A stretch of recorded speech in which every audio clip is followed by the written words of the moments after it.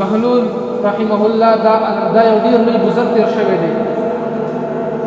دا فرمایي چې زه یو ورځ په لار باندې روان وم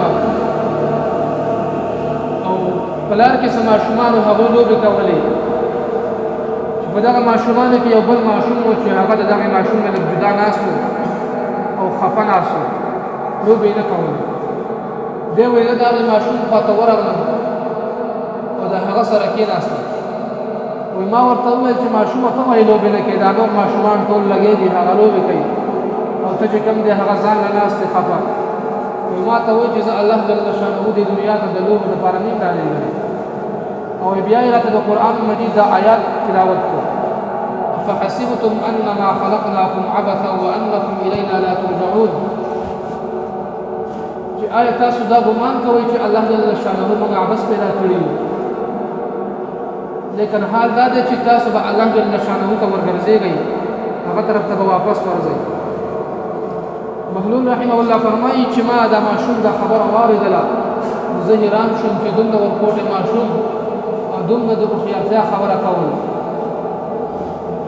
وایي زه د دې ماشوم سره کېناستم. وایي ما ورته وویل چې ماشومه ما ته څه نصیحت وکړه.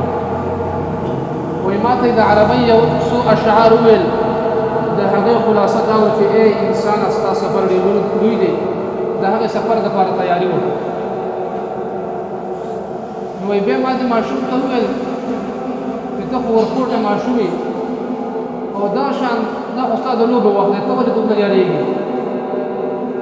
وایي ما ته وویل چې ای بهلوله زه په خپل کور کې هره ورځ خپله مور وینم چې هغه کله اور بلی نو اول دا ورکوټې خشاک ورکېږدي، په هغې باندې هغه اور راګرم کړي، بیا د هغې نه وروسته چې کوم دی هغه غټ خشاک هغه غټ لرګي ورپسې کړي. زه د دې نه یېرېږم هسې نه چې د قیامت په ورځ باندې الله جل شانه د جهنم دا اور په ما راګرم کړي او بیا ورته دا غټ انسانان ورګزار کړي. بهلول رحمه الله فرمایي چې کله ما د دې ماشوم دا خبره واورېدله نو زه بېهوشه شوم.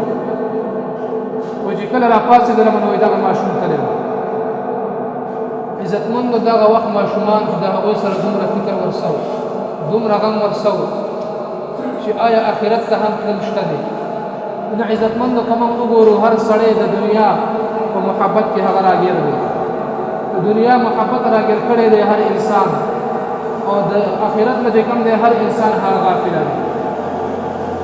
لیکن عزتمندو زموږ او ستاسو د دنیا ته راتګ د ژوند اصل مقصد محترم هغه څه دی؟ د الله جل شانه عبادت کول دي، خپل رب راضي کول دي.